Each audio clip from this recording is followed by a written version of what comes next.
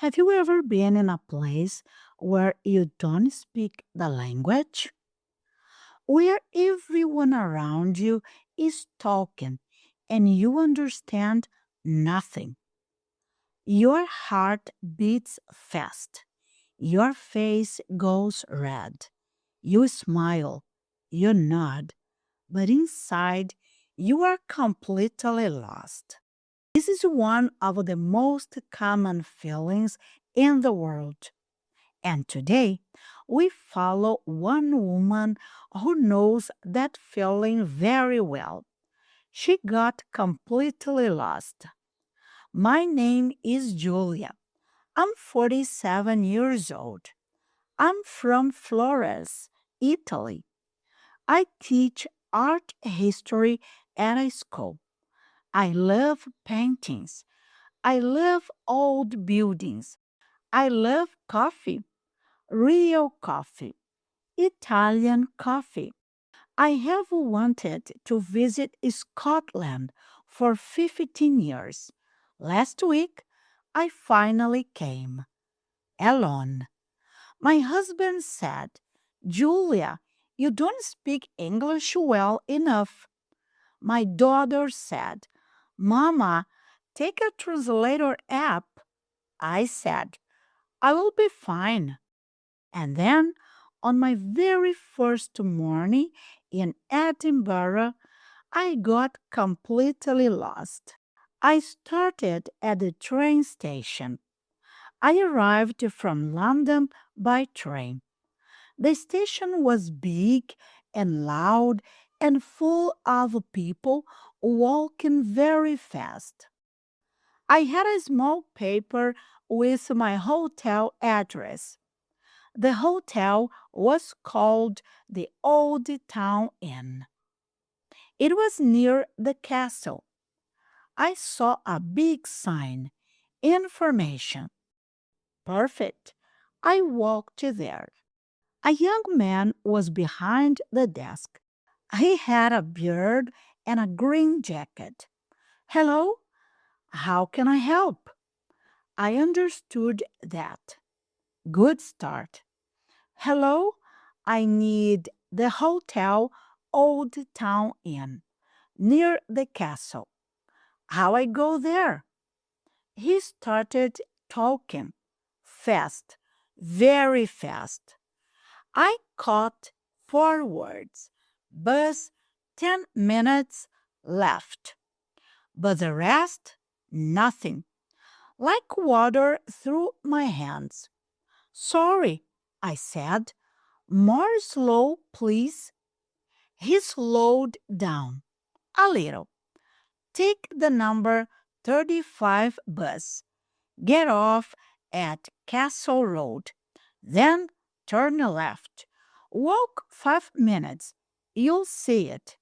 I nodded. I wrote it on my paper.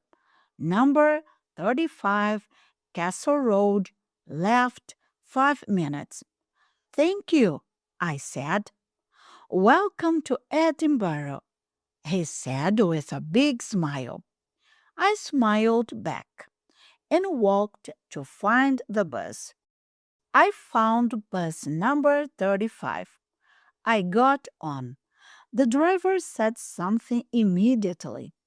I did not understand. He said it again. I still did not understand. My face went red. People were waiting behind me.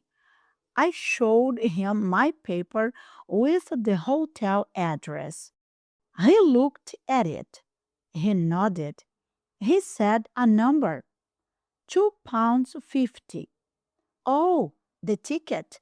He wanted money. I opened my purse. I gave him £3.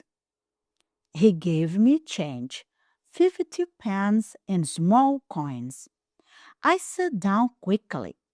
My heart was still fast, but I was on the bus. That was something. I watched out the window. Edinburgh was beautiful.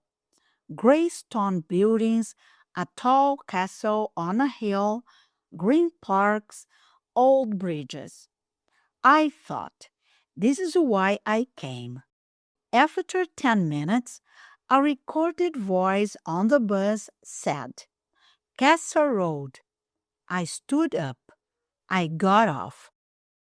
I was on a wide street, lots of people, lots of shops. I looked left. I walked 5 minutes. No hotel. I walked 5 more minutes. Still no hotel. I stopped. I looked around. I looked at my paper. Castle Road, left, 5 minutes. Maybe I turned the wrong left. I saw a woman sitting on a small bench. She was older than me, white hair, a blue coat. She was eating a sandwich and reading a book. I walked to her. Excuse me, I said. Sorry to interrupt. She looked up. Kind eyes. Not at all, dear. What do you need? Dear. I liked that word. Warm. I look for this hotel, I said, and showed her my paper. She looked at it. Oh, Old Town Inn. Yes, I know it. You are going the wrong way, my dear. You need to go right, not left. Walk back to the big corner. You'll see a red post box. Then turn right. It's just there. She spoke slowly, clearly, like she knew I needed time. I understood almost everything. Right, red post box, then right again. That's it exactly, she said. She smiled. You'll find it easily now. Thank you very much, I said. Have a lovely time in Edinburgh, she said, and went back to her sandwich. I found the hotel. Red post box. Turn right. And there it was. The Old Town Inn. A blue door, window boxes with yellow flowers. I stood in front of it for a moment. 1 hour in Edinburgh. Already lost, already found. Inside, the receptionist was a young woman with glasses. She checked me in. She spoke clearly and not too fast. I understood most of it. Room number, breakfast time, Wi-Fi password. But then she said, would you like a morning call? Morning call. What is a morning call? I thought for a moment. Morning call. A phone call in the morning? For wake up? I said carefully. Yes, exactly, she said. An alarm call. We phone your room in the morning. Oh, no, thank you. I have my phone. She smiled. Perfect. Enjoy your stay, Miss Giulia. I took my key and went upstairs. Small victory. I understood. I asked. I got the answer. In the afternoon, I went to the National Museum of Scotland. It was free. It was magnificent. Old swords, Viking coins, ancient maps. I walked slowly through every room. In one room, there was a school group. Children, maybe 10 years old. A teacher was explaining something about a big stone. I stopped to listen. The teacher said, this stone is over 1,000 years old. It was used to mark important places. I understood every word. I stood there in the middle of a museum and understood an English explanation about 1,000-year-old stone. After the museum, I was thirsty. I found a small cafe near the museum. I went inside. It was busy, loud, a long queue. When it was my turn, a young man asked, "What can I get you?" "One coffee, please," I said. "Flat white, Americano, latte, cappuccino?" I know these words. Of course, I know these words. I'm Italian. "Cappuccino," I said. "Please." "Size? Small, medium, or large?" "Medium." "Name?" "Giulia." He wrote it on the cup. "How do you spell that?" "Giulia," I said slowly. He looked at the cup. He looked at me. "That's a beautiful name," he said. "It is Italian," I said. "Are you from Italy?" "Yes, Florence." "Oh, amazing. I want to go there someday. The art, the food." "Yes," I said. "You must go. It is very beautiful." He smiled. He finished making my coffee. He wrote my name carefully on the cup. Not Giulia, Giulia.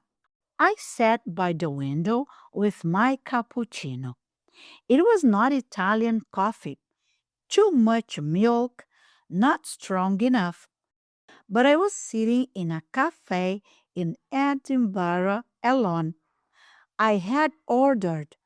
I had talked. I had answered questions. I had even said, "You must go," in English. I sent a photo to my daughter, the coffee cup with my name on it. She wrote back, "Mama, brava." I wrote back, "I told you I would be fine." That evening, I walked back toward the hotel. The sky was turning orange and pink. The castle was dark against the light. I stopped on the bridge and looked at it. An older man was standing nearby. He was also looking at the castle. He said, without looking at me, "Beautiful, isn't it?" "Yes," I said, "very beautiful." He turned and smiled. Then he walked on. Three words. Three words between two strangers on a bridge. But sometimes three words are enough. Back in my room, I sat on the bed. I was tired. My feet hurt. My brain hurts a little too, from listening, from thinking in another language all day. I thought about all the small moments: the information desk, the bus driver, the woman on the bench with kind eyes, the stone in the museum, the young man who spelled my name correctly. None of it was perfect. My English was not perfect, but the day was complete, full, and real. Tomorrow I would see the castle and maybe get lost again, and maybe that would be perfectly fine too. Hello, everyone. I am Nadir. If you enjoyed today's story and learned some English with me, I would love to see you next video. Bye.